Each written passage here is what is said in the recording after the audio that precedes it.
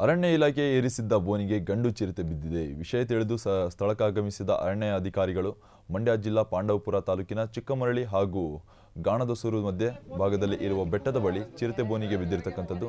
ನಿನ್ನೆ ಇದೇ ಸ್ಥಳದಲ್ಲಿ ಸ್ಥಳೀಯರಿಗೆ 2 ಚಿರತೆಗಳು ಕಾಣಿಸಿಕೊಂಡಿದ್ದು, ಚಿರತೆಯನ್ನು ಮೊಬೈಲ್ನಲ್ಲಿ ಸೆರೆ ಹಿಡಿದು ಅರಣ್ಯ ಅಧಿಕಾರಿಗಳಿಗೆ ಸ್ಥಳೀಯರು ಕಳಿಸಿದ್ದರು.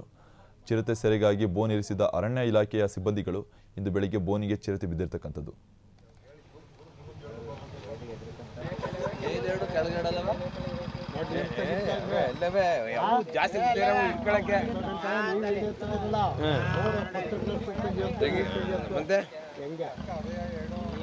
ಅವ್ರೇನ್ ಜುಮ್ಗೆ ಮಾಡಿ ತೆಗಿತಾರೆ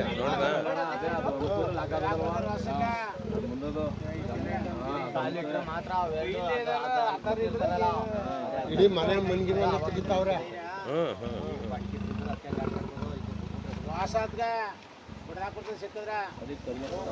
ನೀನು ಎಕ್ಕಳ ನಿಂತ್ಕೋ ಮಗ.